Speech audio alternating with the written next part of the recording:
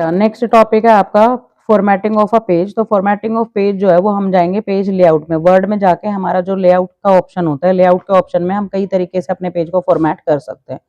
For example पहली होती है हमारी मार्जिन की सेटिंग। लेकिन आपने मार्जिन की सेटिंग और ये सारी चीजें कब करनी है, जब आप ये सारा का सारा कंटेंट जो है वो कर लेंगे, लिख लेंगे। ठीक है, मान लो मेरा जो भी कंटेंट मैंने लिखना है वो मैंने कंटेंट यहाँ पे अपना लिख लिया है। अब ये लिखने के बाद अब इसमें हमारी बहुत सारी तरीके की चीजें सेटिंग्स हैं जो हम यहाँ पे कर सकते हैं। तो पहली सेटिंग में जैसे मान लो मैं मार्जिन पे जाऊंगी। अब मार्जिन में कुछ होते हैं मेरे बेसिक जो इन्होंने ऑलरेडी दिए होते हैं, डिफॉल्ट मार्जिन होते हैं, जैसे नॉर्मल हो गया, नैरो हो गया, मॉडरेट हो गया, वाइड, मिरर्ड, ऑफिस, ये हमारे कुछ ऐसे ऑलरेडी दे रखे हैं। ठीक है, जो हमारे पास रहते हैं। इसके बाद नेक्स्ट आता है मेरा कस्टम मार्जिन। ठीक है, अब कस्टम मार्जिन में देखो क्या होता है। Custom margin is basically choice of user. ठीक है, कि मेरे को कितना अपना मार्जिन यहाँ पे सेट करके रखना है। अब देखो मान लो मेरे को टॉप पे चाहिए मेरा मार्जिन जो है वो 2 सेंटीमीटर, बॉटम पे भी मेरा इतना ही चाहिए मेरे को 2 सेंटीमीटर, लेफ्ट में भी मेरे को मेरा जो मार्जिन है वो 2 सेंटीमीटर चाहिए, और राइट में भी मेरे को मेरा जो मार्जिन है वो 2 सेंटीमीटर ही चाहिए। ठीक है, तो ये तो हो गया मेरा ये टॉप, ये मेरा नीचे पेज के नीचे ये मेरा बॉटम। ठीक है, फिर उसके बाद ये मेरा लेफ्ट मार्जिन और ये मेरा राइट मार्जिन। अब एक मार्जिन मेरा और भी आता है जिसको हम बोलते हैं गटर मार्जिन, जो मेरा यहाँ पे आप स्क्रीन पे देख भी सकते हैं, है ना। तो गटर मार्जिन एक्चुअली होता है क्या है कि जब आप बाइंडिंग के लिए जाते हो ना, कई बार आप प्रैक्टिकल फाइल बनाते हो, तो प्रैक्टिकल फाइल में आपने टॉप लेफ्ट बॉटम ये तो सारा कर रखा है सेट। अब मार्जिन में मान लो तुम्हारा इतना स्पेस चला गया। अब इतना जब आप बाइंडिंग करा रहे हो किसी चीज की, या जैसे आप वो नहीं कराते हो स्पाइरल बाइंडिंग बाइंडिंग वो करा रहे हो, तो उस मोमेंट पे इतना स्पेस आपका चला जाता है तो फाइल आपकी अच्छी लगती नहीं है। तो इसलिए हम क्या करते हैं, थोड़ा सा एक्स्ट्रा स्पेस अपना प्रोवाइड करके रखते हैं। तो गटर मार्जिन जो है वो दो ही जगह पे होगी, या तो आपके टॉप पे करोगे या आप अपने लेफ्ट साइड में मार्जिन जो है स्पेस, एक्स्ट्रा स्पेस ऐड कर सकते हो, क्योंकि बाइंडिंग जो होती है ना वो या तो यहाँ से होगी टॉप से, या आपके लेफ्ट साइड से होती है। राइट साइड से या बॉटम से कभी भी आपकी बाइंडिंग नहीं होती है। तो इसलिए जो मेरा गटर मार्जिन है उसमें दो पोजीशन मिलती है, या तो आपको लेफ्ट पोजीशन मिलेगी या आपको टॉप पोजीशन मिलेगी। ठीक है, अब मान लो मैंने लेफ्ट पोजीशन सेलेक्ट कर ली और मैं थोड़ा सा एक्स्ट्रा स्पेस जो है मेरी बाइंडिंग के लिए रखना चाहती हूँ, लाइक 0.5 सेंटीमीटर मैंने दे दिया। ठीक है, प्रीव्यू में आप इसका वो देखना। अच्छा, नेक्स्ट फिर क्या है मेरा ओरिएंटेशन। ये सेम ओरिएंटेशन मेरी यहाँ पे भी है स्क्रीन पे। ठीक है, यहाँ ध्यान देना जहां मैं कर्सर अपना मूव कर रही हूँ, और दूसरा सेम यही चीज मेरी यहाँ पे भी है। दोनों में से आप कहीं पे भी सेट कर सकते हैं। तो पोर्ट्रेट क्या होता है, जैसे अभी मेरा जो वर्टिकल पेज है ये पोर्ट्रेट मोड है। लैंडस्केप अगर मैं करूंगी तो मेरा पेज जो है वो इस तरीके से हॉरिजॉन्टल उसमें हो जाएगा। ठीक है, तो अभी मैंने अपना पेज जो है वो पोर्ट्रेट ऑप्शन पे रखना है। प्रीव्यू देखते रहें कि पेज जो है उसकी सेटिंग कैसे चेंज होती है। तो ये मेरा पोर्ट्रेट मोड है और ये मेरा यहाँ पे लैंडस्केप मोड है। ठीक है, तो ये दो सेटिंग जो है वो मैं यहाँ से कर सकती हूँ। अच्छा, ये चीज अगर आपने पूरे डॉक्यूमेंट पे अप्लाई करनी है तो होल डॉक्यूमेंट पे क्लिक करेंगे। अगर आप चाहते हो कि जहां पे आपका कर्सर है उसके बाद हो तो आप दिस पॉइंट फॉरवर्ड पे क्लिक करेंगे। ठीक है, और सेट एज डिफॉल्ट जो है वो आप इसको कर देंगे, तो परमानेंटली आप इसको अपने अकॉर्डिंगली सेटिंग को रख सकते हो। ठीक है, लेकिन मेरे को अभी डिफॉल्ट नहीं करनी है तो मैं रखूंगी अपना होल डॉक्यूमेंट, और पोर्ट्रेट मैंने यहाँ पे मोड ले लिया, ओके पे मैंने क्लिक कर दिया। ठीक है, तो अब जो है अब यहाँ पे 2 मार्जिन है मेरा, लेकिन यहाँ पे जो मेरा मार्जिन है वो 2.5 है, क्योंकि 2 तो मेरा वैसा मार्जिन है और 0.5 मैंने गटर में भी स्पेस लिया है। यही ओरिएंटेशन वहां पे भी पड़ी है, तो पोर्ट्रेट मेरी ओरिएंटेशन। अब साइज देखो, साइज क्या होता है। जब आप प्रिंट करते हो ना अपने पेजेस को, तो आपके प्रिंटिंग में कई तरीके के पेजेस होते हैं। लेटर हो सकता है आपका, A3 शीट हो सकती है, A4 हो सकती है, या आपका एनवलप टाइप हो सकता है ना। जरूरी थोड़े ना कि मेरे को इतने बड़े बड़े पैराग्राफ करने हैं। मान लो मेरे को आपके घर पे कंप्लेन लेटर भेजनी है कि आपके बच्चे की जी 75% से अटेंडेंस कम है ना। या मान लो जैसे मैंने ये भेजना है कि जी आपका बच्चा तो पढ़ाई ही नहीं करता, या आपका बच्चा तो कॉलेज ही नहीं आता है, तो उस केस में क्या होगा, मेरे को एनवलप पे प्रिंट करना होगा। क्या प्रिंट करना है, मेरे को अपने कॉलेज का नाम प्रिंट करना है यहाँ पे। ठीक है, और उसमें एक लेटर लिख के मैं आपके घर भेज दूंगी।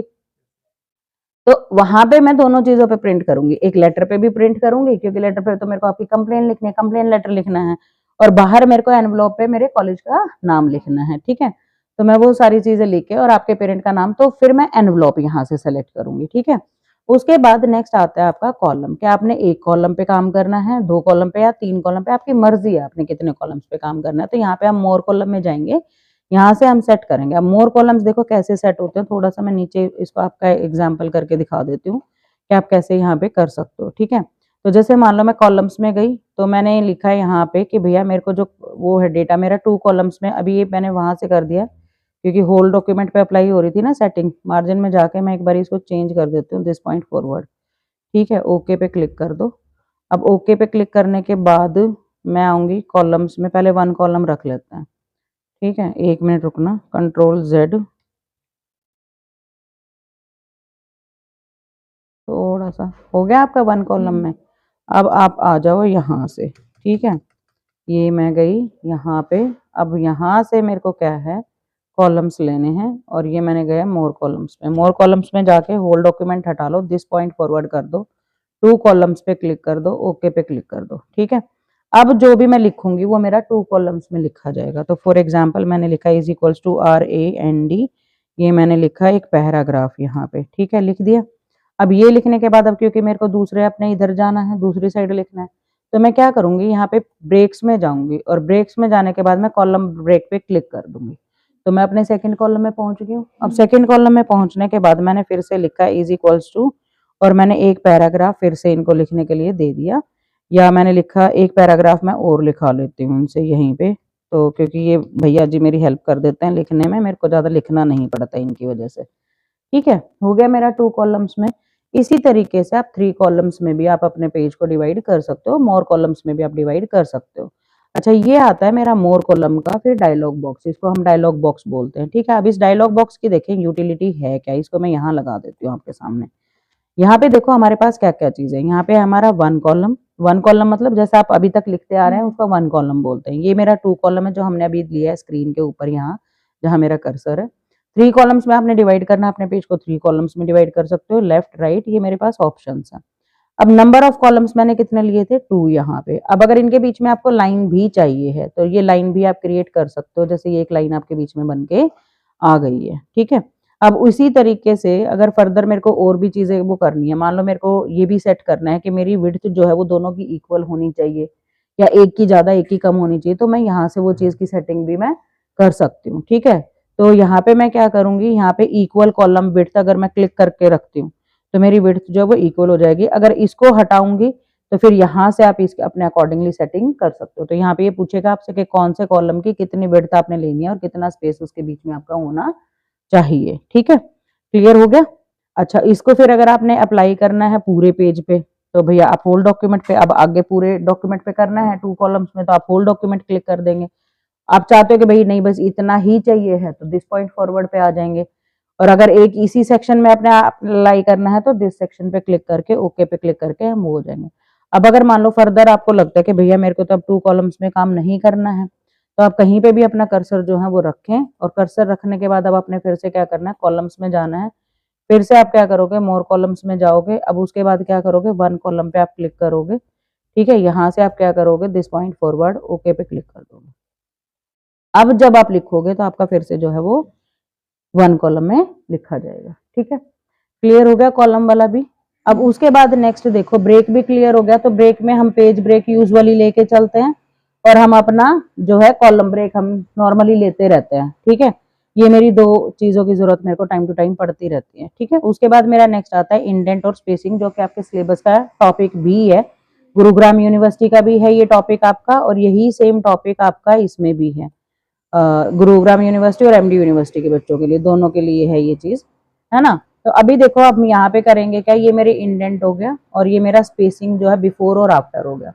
अब इंडेंट जो है मेरा वो क्या है, मेरे लेफ्ट इंडेंट और राइट इंडेंट 2 होते हैं। अब आप इनका वो देखो, मान लो ये मैंने लेफ्ट पे क्लिक करा, अब मैं इसका साइज बढ़ा रही हूँ, तो लेफ्ट इंडेंट मेरा क्या करता है, लेफ्ट में और स्पेस मेरे को प्रोवाइड कर देगा। अब यही चीज अगर मैं राइट में करती हूँ, जैसे मान लो राइट में मैं अपना बढ़ा दूं स्पेस, इधर से सॉरी इधर से मैं अपना स्पेस जो है वो बढ़ा रही हूँ। ठीक है, तो मेरा क्या है, मेरे को राइट में भी और ज्यादा स्पेस जो है वो मेरा मिलता रहेगा। ठीक है, अब उसके बाद स्पेसिंग क्या है, बिफोर और आफ्टर। बिफोर आफ्टर जो है वो मेरी लाइंस के बीच में भी हो सकती है और वो मेरी पैराग्राफ के बीच में भी हो सकती है। वो कैसे होगी, वो आप यहाँ पे जा सकते हो। ये कर्सर आपको दिख रहा है, ये एरो जो दिख रही है, एरो जहां जहां होती है इसका मतलब हमारे पास ऑप्शंस और भी हैं जो आपने यूज करने हैं। ठीक है, तो अभी यहाँ पे मैं क्या करूंगी, यहाँ पे मैंने मान लो जैसे ये छोड़ देती हूँ अभी फिलहाल के लिए।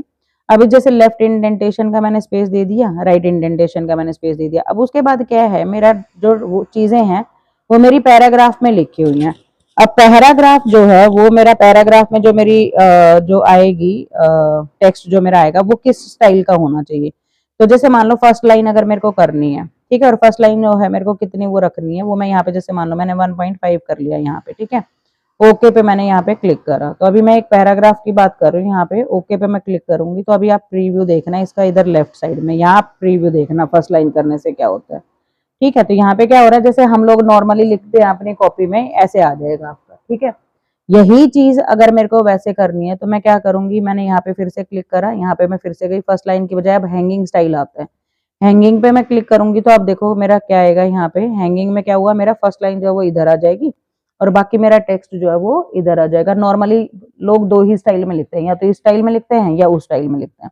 तो आप इस तरीके से अपने पैराग्राफ्स को लिखवा सकते हो कंप्यूटर से, जैसे हम नॉर्मली अपनी कॉपियों में भी लिखते हैं, ठीक है। फिर दूसरा इसमें स्पेसिंग में जब बात करते हैं हम, यहाँ पे दूसरी स्पेसिंग जो होती है वो हमारी होती है पैराग्राफ के बीच में और लाइनों के बीच में, ठीक है।